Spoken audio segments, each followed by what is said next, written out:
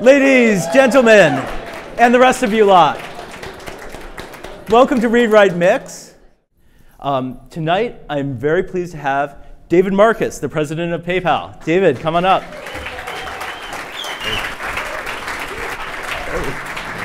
All right. Good evening. Evening. Well, let's take our seats and dive right in. So, David, thanks again for coming here to Safe Space. My pleasure. Thanks for having me.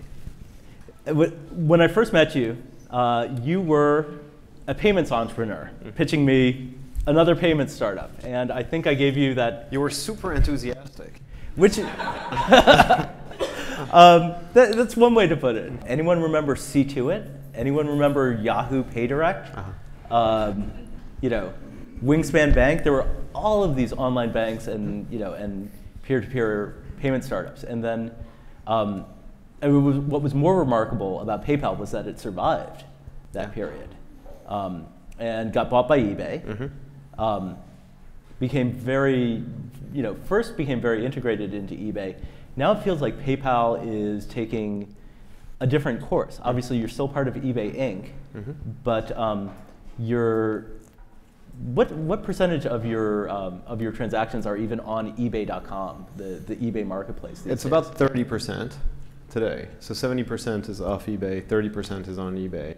But I think you're hitting on an important point, which is that for pure play payments companies to scale, it's almost like a parasite host type of relationship. And so you need a host at some point in time, because nobody wakes up in the morning and says, gosh, I'm going to go online and I'm going to create an online digital wallet or whatever it is. Nobody does that. And so you've got to be presented with that option to pay that should be far superior to any alternative. And in the case of eBay, the alternative was actually mailing cash or a check to a completely unknown individual the other side of the country, which obviously, now you think about this, it's like crazy to imagine people actually did that. And so you need to be part of an ecosystem, and you need to solve real problems for people, which in the case of PayPal and eBay met those true criteria. And so that enabled PayPal to actually develop very, very quickly, and ultimately, for a whole host of reasons, develop the merchant services piece of our business, which now represents 70% of our transaction volume, which is the off eBay part of it.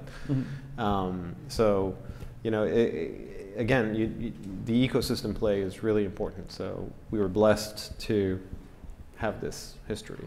And despite all of these moats that have kind of risen up,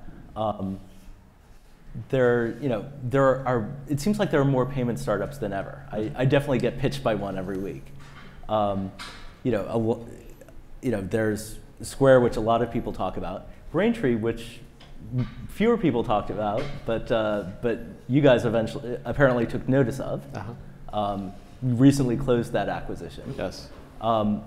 Just a lot of creativity and innovation going into a really difficult space. Yes. What would you attribute that to, given everything you've said about the difficulties? Well, so two things, and those are two very different reasons. One is for some of these startups, and I think that was the case of Braintree originally. They exist because for years we sometimes, on some topics, fell asleep at the wheel.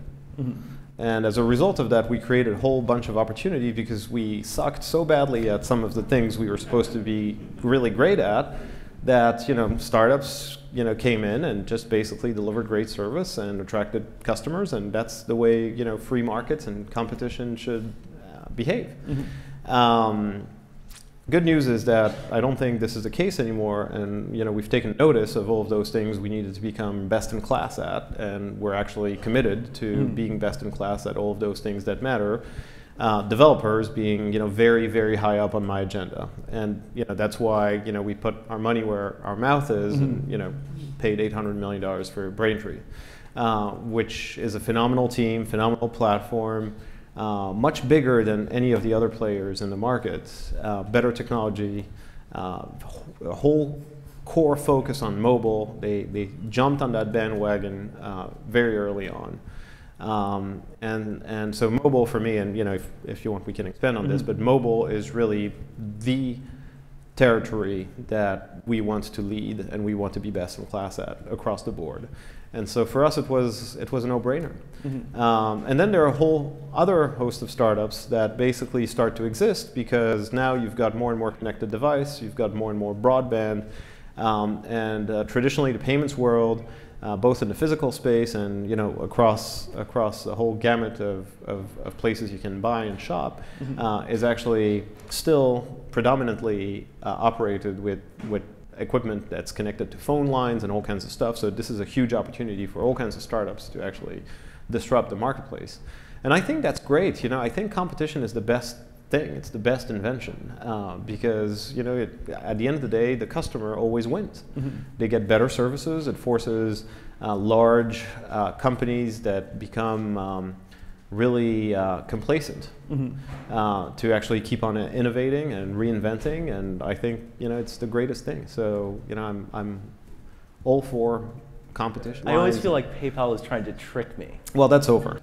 So in the past, we actually got our best customers, when you reach a certain threshold, to say, up, you can't buy that thing you desperately want right now unless you actually connect your bank accounts for your security.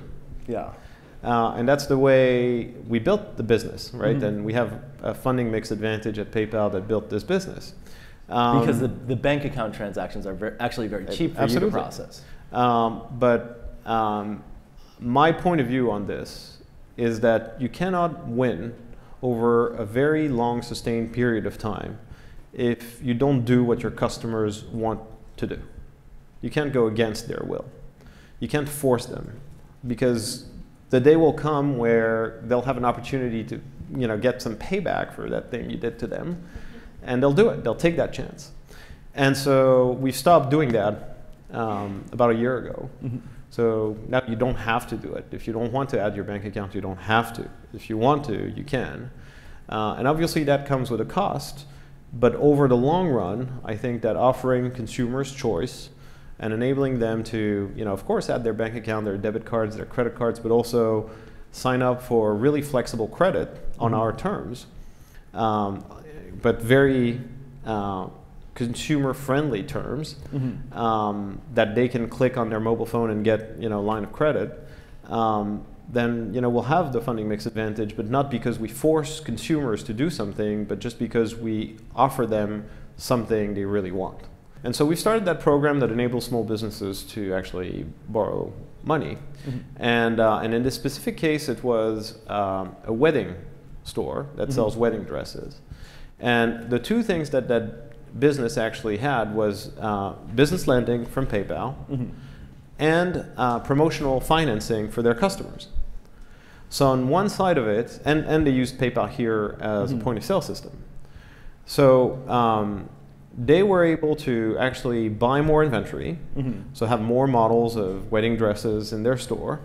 And then there was that customer who came in and found the wedding dress of her dreams, only she couldn't afford it. And so the store owner told her, well, look, you can, if you pay with PayPal, if you go into PayPal app and sign up for what is now called Bill Me Later, you can actually, get 6 free installments and you can get that dress. So, short story is that, she eventually did that and posted a raving Yelp review about how PayPal and that little store made her dreams come true, etc. And meanwhile, that small business owner is actually growing her business. I want to spend a little time on mobile payments. Our last guest, Simon Khalaf of Flurry, who you may know, talked a lot about how mobile is eating the world. I mean, everything is going mobile. I think it's very telling that you were in charge of mobile initiatives at PayPal. Now you're running PayPal. So, is there a way to narrow the definition, well, or for me, how do you think about mobile? Well, I think that eventually mobile will be everything. So at that point in time, it'll become really easy. Because you'll, so the reason I'm saying that is for a whole host of reasons. One being that you'll eventually authenticate high-risk transaction on your mobile, even if you're shopping on your computer at some point in time. And as you may know, we were the founding members of an association called FIDO that now, Google and Samsung and MasterCard and a bunch of others have joined to just leverage biometrics to do payments, to get rid of passwords. And I think that over time, you'll eventually complete that transaction. If it's a high-risk transaction, you're shipping something to a different address than your home, etc. You'll just get a push notification and it'll ask you to scan your thumb to authorize the payment on your computer. So ultimately, it'll come to all of mobile. But for now, you've got for me, two categories of mobile payments. You've got remote payments. So in other words, what you do on e-commerce when you go and buy something that's remote, and you get it delivered, or it's a service, which is basically PayPal on a computer, but you just do that on a mobile device, right? And that's growing really, really fast, especially if you include iPads that are an increasing share of mobile transactions. And then you've got in-store, real-world mobile transactions, and that's much slower to grow. And there's a lot of reasons why that is the case.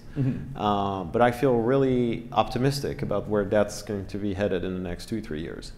I think that really in a major metro areas, and to stick to what I said a couple of years ago, I actually said last year that within the next 5 years, if you're in a dense metro area in the US or Western Europe or in Asia, that you wouldn't have to carry your wallet to go by your day. That you could actually initiate and complete all of the payments you need in the city that you're in through mobile.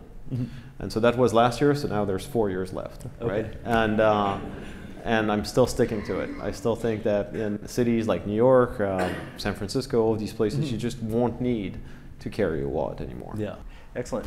Well, David, I would like to thank you very much for taking the time. Thank you all for your time and the great questions. Thank you.